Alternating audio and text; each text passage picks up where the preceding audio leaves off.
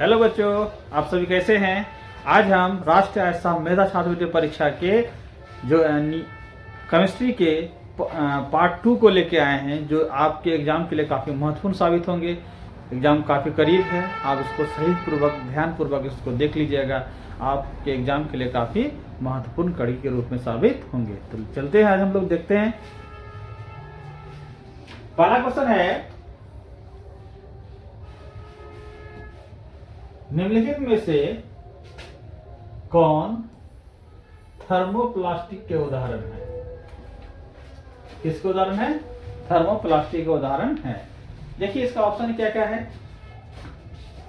Option A में आपका क्या है? पॉलीथीन है। ऑप्शन बी में पीवीसी है, ठीक है।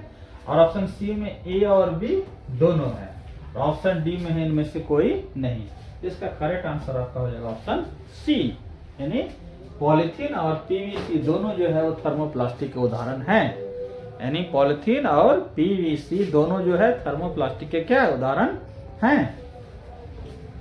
नेक्स्ट क्वेश्चन देखते हैं। इसका कुछ विश्लेषण भी दिया है, इसको भी देख लेते हैं, ठीक है। यानी आपका ऐसा प्लास्टिक जो आसानी से, ठीक है, विकृत हो जाता है या मुड़ जाता है, उसी को क्या कहा जाता है? थर्मोप्लास्टिक पॉलीमर कहलाता है, ठीक है।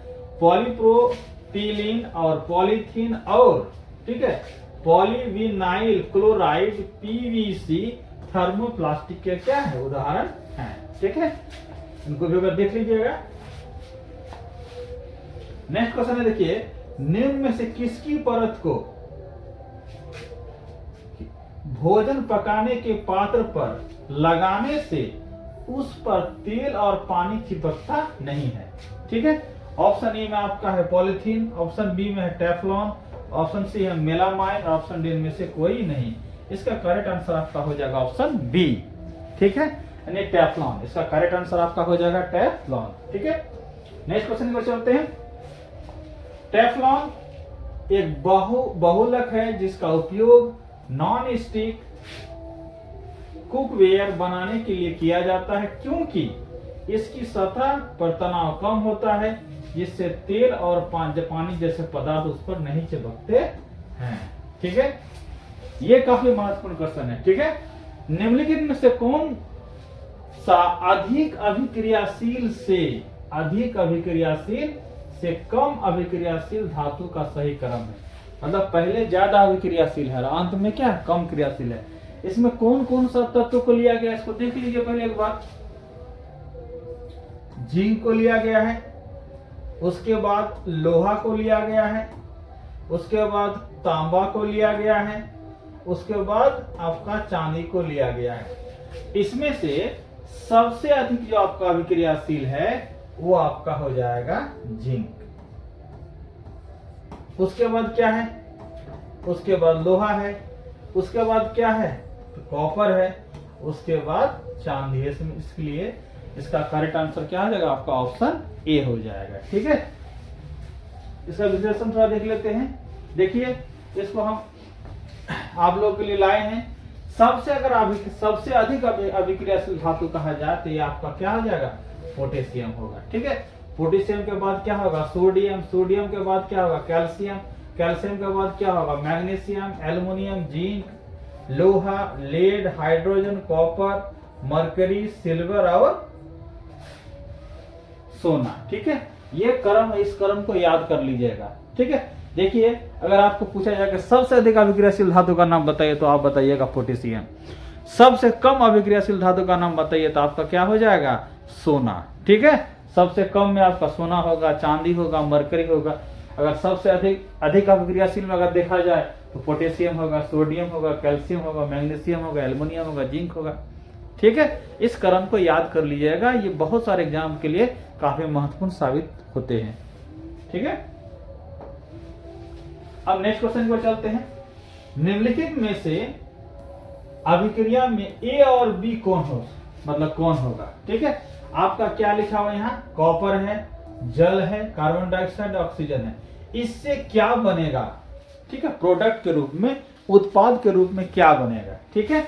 देखिए इसका करेक्ट आंसर आपका हो जाएगा ऑप्शन सी, कॉपर हाइड्रोक्साइड और कॉपर कार्बोनेट का निर्माण होगा। ठीक है, तो कैसे होगा आप इसको देख सकते हैं। जैसे मान लीजिए क्या है, कॉपर प्लस जल plus carbon dioxide plus oxygen. देखिए यहां कितना है, कॉपर 2 है। ठीक है, कॉपर और देखिए यहाँ हाइड्रोजन कितना 2 है, यहाँ ऑक्सीजन कितना है 2 है, तो आपका हो जाएगा OH पर होल 2 अब प्लस फिर Cu CO3, यहाँ कार्बन 2 है यहाँ 1 है, CO3 CuCO3 होगा। इसलिए इसका करेक्ट आंसर आपका हो जाएगा ऑप्शन सी।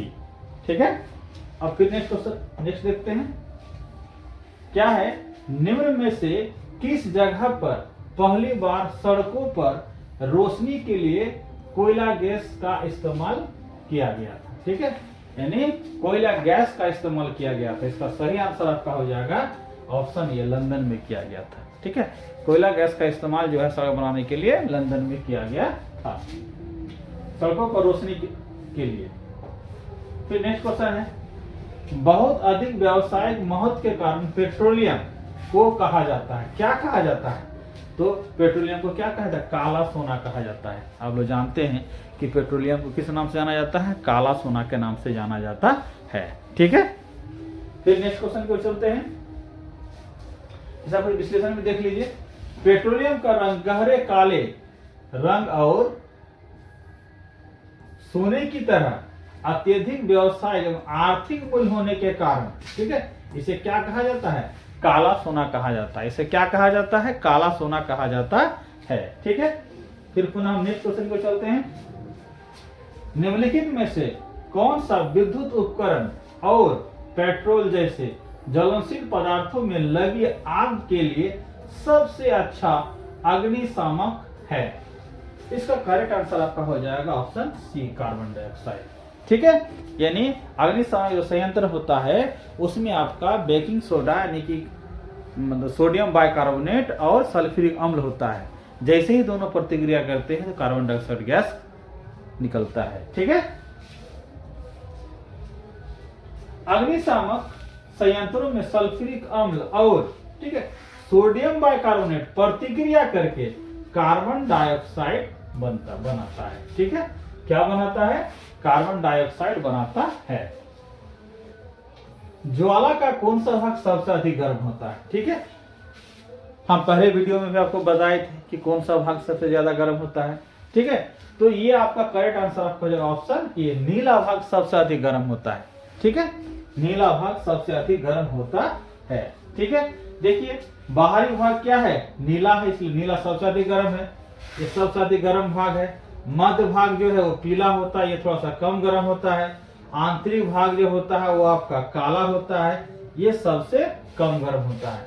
सबसे अधिक गर्म जो होता है वो बाहरी भाग होता है, उससे कम गर्म मध्य भाग होता है, और सबसे कम गर्म जो होता है वो आपका आंतरिक भाग होता है। ठीक है, इसको देख लीजिएगा। नेक्स्ट क्वेश्चन है आपका, किसी चालक विलयन से विद्युत धारा प्रवाहित होने पर रासायनिक अभिक्रिया होती है जिसके फलस्वरूप क्या होता है? रासायनिक अभिक्रिया होती है जिसके फलस्वरूप क्या होता है? ऑप्शन ए में है, देखिए इलेक्ट्रोड पर धातु का निक्षेप हो सकता है, ये भी सही आपका ऑप्शन है। विलयन का रंग बदल सकता है, ये भी सही है। इलेक्ट्रोड पर गैस के बुलबुले बन सकते हैं, ये भी सही है। इसलिए इसका करेक्ट आंसर आपका हो जाएगा ऑप्शन डी, उपयुक्त सभी। मतलब सभी जो ऑप्शन जो है ए, बी और सी ये सभी क्या हैं, सही हैं। ठीक है, गैल्वेनीकरण या यसद लेपन एक प्रकार का विद्युत लेपन है।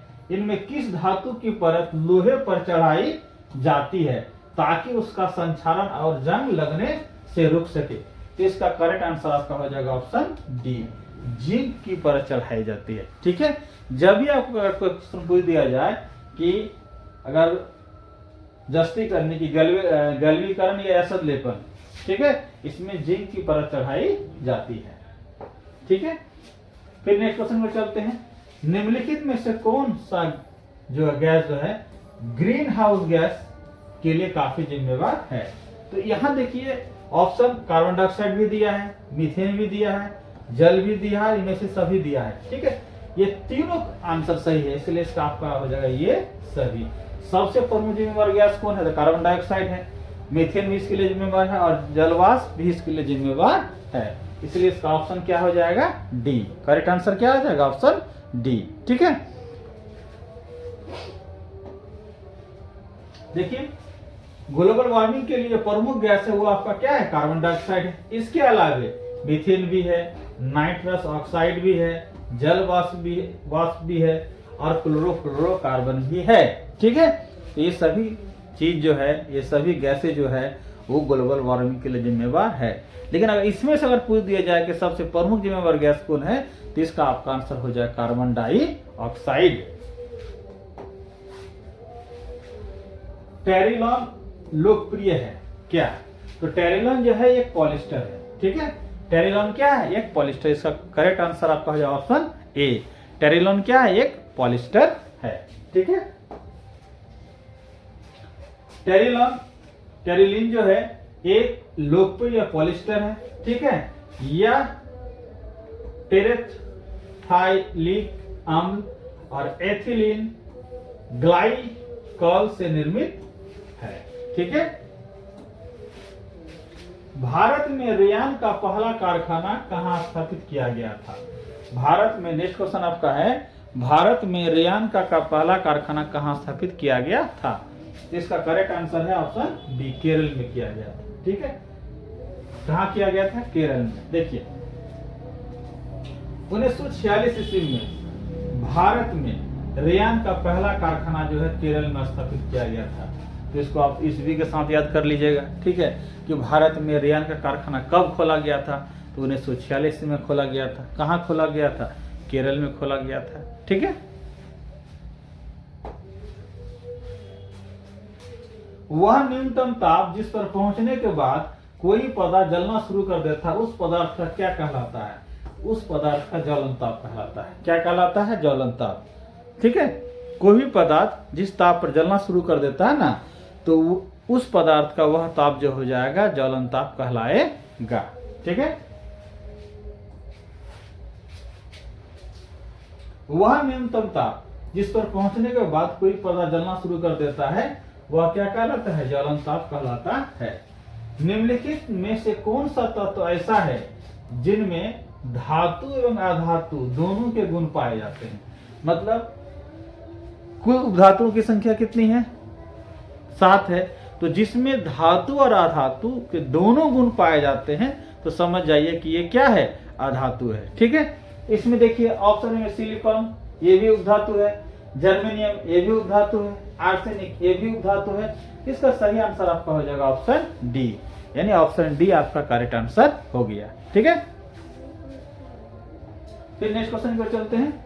इसका कुछ विश्लेषण भी, इसको भी देख लेते हैं। वैसे तत्व जिनमें धातु और अधातु के दोनों गुण पाए जाते हैं क्या कहलाते हैं? उपधातु कहलाते हैं। जैसे boron, silicon, germanium, arsenic, antimony, tellurium. ठीक है, और पोलोनियम। उपधातु तत्वों की संख्या जो आपका 7 है। उपधातु तत्वों की संख्या क्या है? 7 है। ठीक है,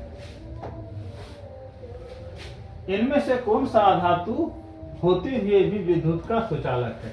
आप लोग जानते हैं, ठीक है, कि वह कौन सा अधातु है जो अधातु होते हुए भी विद्युत का चालक है। ठीक है, विद्युत एवं ऊष्मा का क्या है? सुचालक है। ठीक है, इसका करेक्ट आंसर आपका हो जाएगा ऑप्शन बी, ग्रेफाइट। ग्रेफाइट एक ऐसा अधातु है जो विद्युत और ऊष्मा का क्या है? सुचालक है। ठीक है, ग्रेफाइट एक ऐसा धातु है, ठीक है, जो विद्युत एवं ऊष्मा का क्या है? सुचालक है। ठीक है, अधातु के ऑक्साइड कैसा व्यवहार करते हैं? अधातु के ऑक्साइड कैसा व्यवहार करते हैं? इसका सही आंसर आपका हो जाएगा ऑप्शन ए। अधातु के ऑक्साइड जो होते हैं वो अम्लीय होते हैं। क्या होते हैं? अधातु के ऑक्साइड अम्लीय होते हैं। अधातु के ऑक्साइड क्या होते हैं? अम्लीय होते हैं। धातु के ऑक्साइड क्या होते हैं? क्षारीय होते हैं। इसको आप याद कर लीजिएगा, काफी महत्वपूर्ण है। अधातु अधातु क्या होते हैं? अम्लीय होते हैं। और धातु क्या होते हैं, क्षारीय या भास्मिक होते हैं। ठीक है, धातु में क्या होते हैं, क्षारीय या भास्मिक। अधातु क्या होते हैं, अम्लीय होते हैं। ठीक है, किसी विलयन में विद्युत धारा प्रवाहित होने पर डैश प्रभाव उत्पन्न होता है। ठीक है, ऑप्शन ए में रासायनिक है, ऑप्शन बी में क्या, चुंबकीय है। इसका करेक्ट आंसर आपका हो जाएगा ऑप्शन सी। दोनों पर ही प्रभाव उत्पन्न होता है, रासायनिक प्रभाव उत्पन्न होता है, चुंबकीय प्रभाव भी उत्पन्न होता है। ठीक है, देखिए जब किसी चालक विलयन से विद्युत धारा प्रवाहित होती है तो उसमें, ठीक है, रासायनिक अभिक्रियाएं भी होती है जिससे रासायनिक प्रभाव उत्पन्न होता है, और विद्युत धारा प्रवाहित होने से इसके चारों ओर चुंबकीय प्रभाव भी उत्पन्न होता है। ठीक है, प्रतिवर्ष ओजोन दिवस कब मनाया जाता है, यानी प्रतिवर्ष जो है आपका ओजोन दिवस कब मनाया जाता है। ठीक है, इसका करेक्ट आंसर आपका हो जाएगा ऑप्शन बी, 16 सितंबर का। आप लोग जानते हैं कि ओजोन परत हमारे लिए काफी महत्वपूर्ण है। ओजोन परत जो है आपका समताप मंडल में पाया जाता है। ओजोन परत जो है वो पृथ्वी से आने वाली जो कभी खतरनाक विकिरण है, ठीक है, पराबैंगनी किरणों को रोकता है और पृथ्वी को जो है कैंसर जैसे घातक बीमारियों से बचाता है। तो हमारे लिए ओजोन परत क्या है, काफी महत्वपूर्ण है। ठीक है, नेक्स्ट क्वेश्चन है, आग उत्पन्न करने के लिए इसमें किसकी आवश्यकता होती है। ऑप्शन ए में आपका ईंधन दिया है, ऑप्शन बी में वायु दिया, ऑप्शन सी में उष्मा दिया है, ऑप्शन डी में इनमें से सभी दिया है। इसका करेक्ट आंसर आपका हो जाएगा ऑप्शन डी, इनमें से सभी। मतलब आग उत्पन्न करने के लिए सभी चीजें चाहिए तभी आग लग सकती है। ठीक है, नेक्स्ट क्वेश्चन है आपका, आजकल पक्की सड़कों के निर्माण के लिए कोल तार के स्थान पर कौन सा पेट्रोलियम पदार्थ का प्रयोग किया जाता है। ठीक है, इसका करेक्ट आंसर आपका हो जाएगा ऑप्शन बी, बिटुमेन का प्रयोग किया जाता है। किसका प्रयोग किया जाता है, बिटुमेन का प्रयोग किया जाता है। ठीक है, अब हम नेक्स्ट क्वेश्चन पर चलते हैं।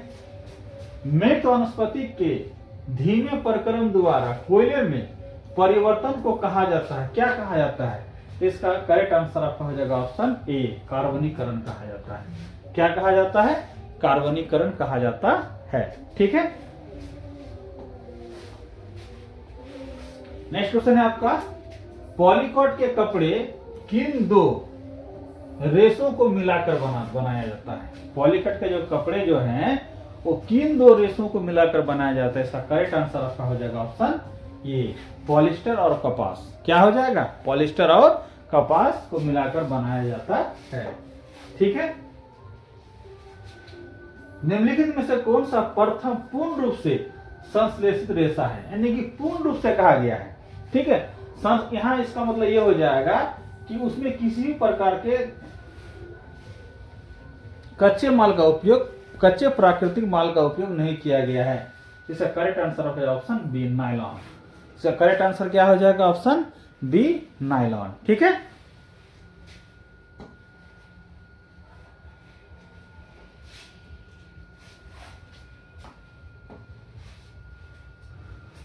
नायलॉन पहला पूर्ण रूप से संश्लेषित रेशा है। ठीक है, जो प्राकृतिक कच्चे माल का उपयोग किए बिना बनाया गया है। ठीक है, फिर नेक्स्ट क्वेश्चन पर चलते हैं।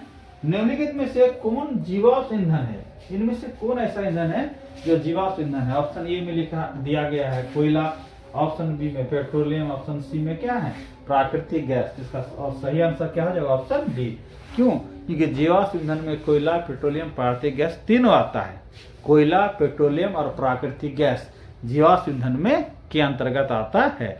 इसमें पूछा जा सकता है कि अच्छा बताइए कि कोयला, पेट्रोलियम, प्राकृतिक गैस क्या है, तो आपको आंसर, इसका आंसर आपको देना है जीवाश्म ईंधन। ठीक है,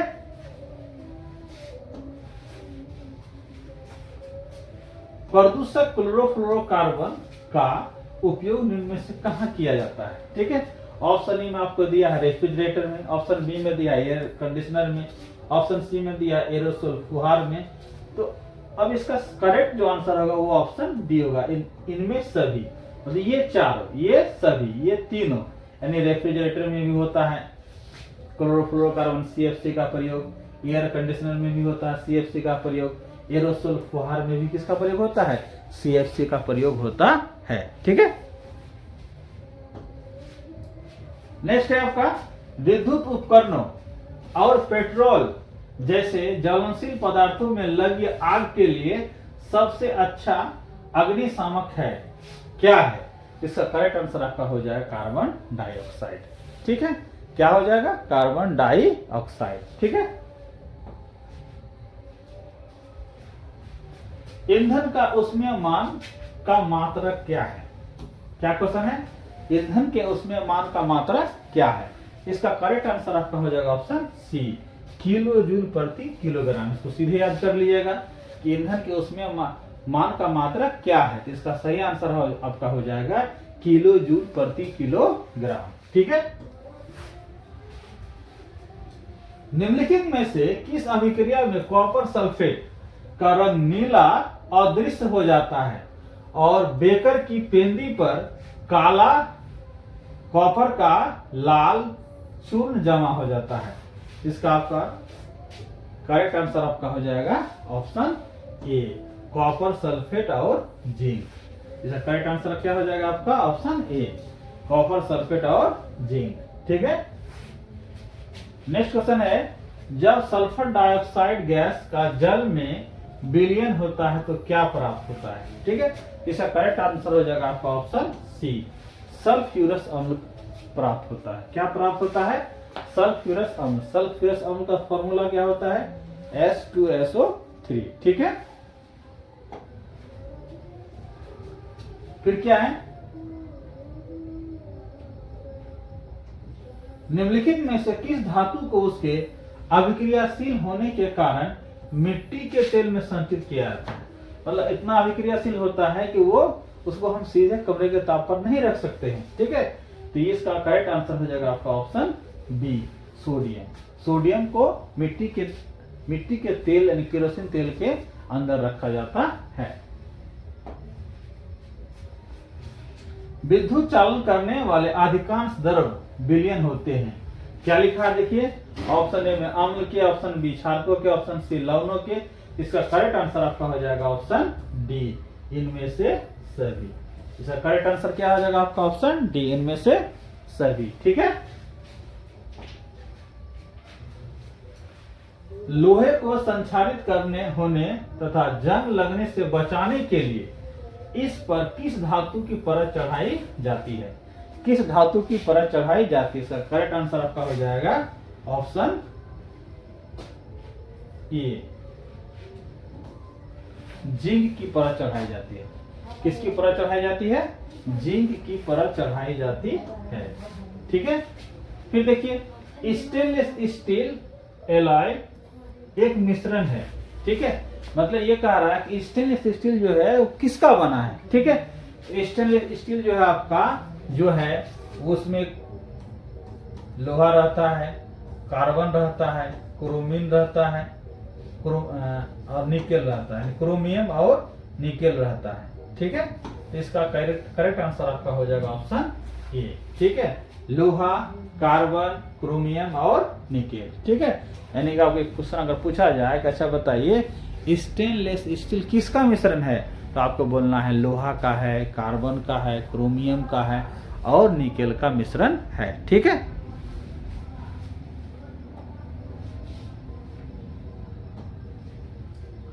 नेक्स्ट क्वेश्चन है, कौन सा धातु उच्च ताप पर भी ऑक्सीजन से अभिक्रिया नहीं करती है? तो स्वाभाविक बात है कि जो सबसे कम अभिक्रियाशील होगा वो अभिक्रिया नहीं करेगा। तो इसमें हम खोजेंगे इस ऑप्शन में कि सबसे कम अभिक्रियाशील इनमें से कौन है।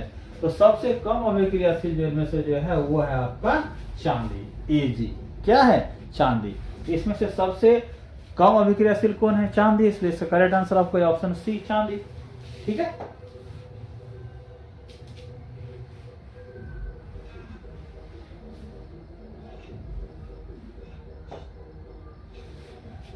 देखिए, सबसे अधिक अभिक्रियाशील आपका पोटेशियम होगा, उसके बाद सोडियम, उसके बाद कैल्शियम, उसके बाद मैग्नीशियम, उसके बाद एल्युमिनियम, उसके बाद जिंक, उसके बाद लोहा, उसके बाद lead, hydrogen, copper, mercury, silver और गोल्ड। तो इसमें से सबसे कम अभिक्रियाशील क्या हो जाएगा? तो आपका गोल्ड हो जाएगा। सबसे अधिक अभिक्रियाशील क्या हो जाएगा? आपका पोटेशियम हो जाएगा। ठीक है, इस क्रम को बार बार पढ़ के याद कर लीजिएगा, ये काफी महत्वपूर्ण है। ठीक है, ये कक्षा 10 के लिए भी महत्वपूर्ण है, कक्षा 9 के लिए भी महत्वपूर्ण है, मतलब ये 8 क्लास से ऊपर वाले कक्षाओं के लिए भी ये काफी महत्वपूर्ण है। ठीक है,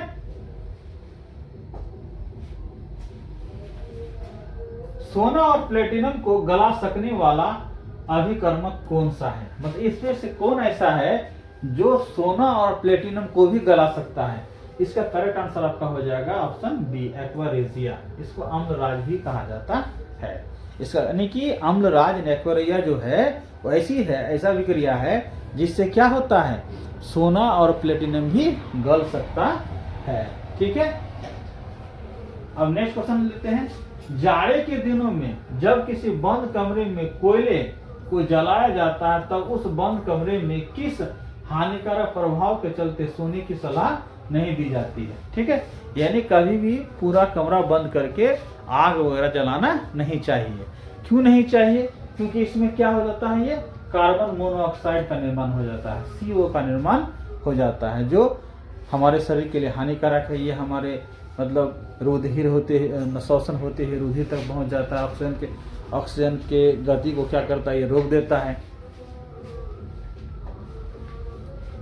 नेक्स्ट क्वेश्चन है, कमरे के तापमान पर निम्न में से ठीक है कौन सा लवण पानी में अविलय है? कमरे के तापमान पर। इसका करेक्ट आंसर आपका हो जाएगा ऑप्शन बी, लेड क्लोराइड। बाद बाकी जो है सोडियम क्लोराइड है या कैल्शियम क्लोराइड है या मैग्नीशियम क्लोराइड, ये जो है कमरे के तापमान पर विलय है। केवल अविलय कौन है?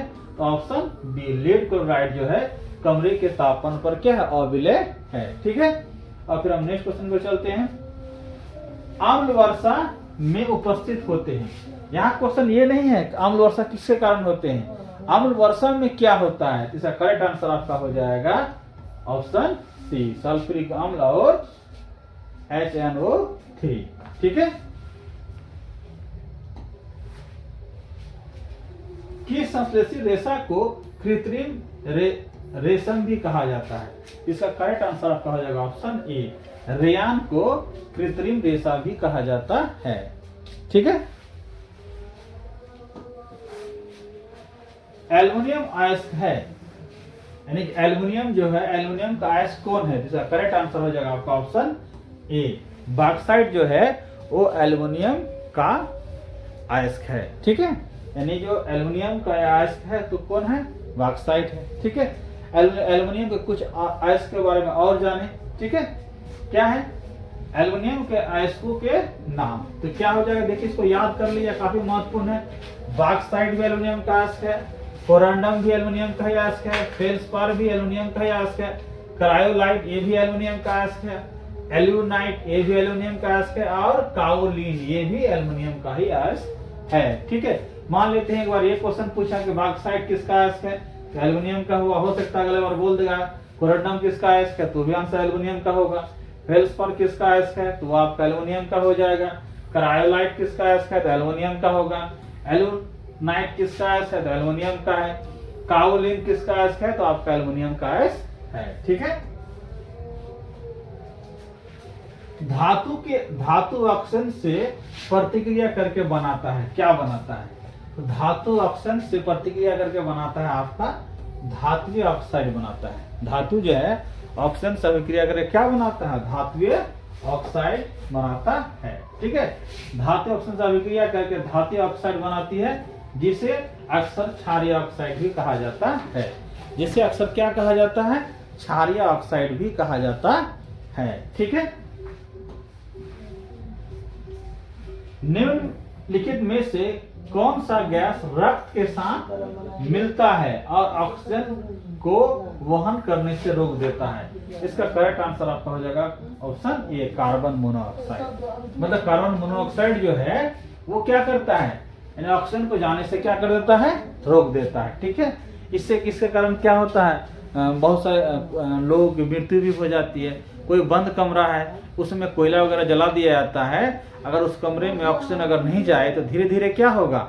उस रूम में कार्बन मोनोऑक्साइड की मात्रा बढ़ जाएगी, जिससे सांस संबंधी सांस रुकने के कारण या ऑक्सीजन की कमी के कारण जो है उस व्यक्ति की मृत्यु हो जाती है, कभी कभी बेहोश हो जाता है।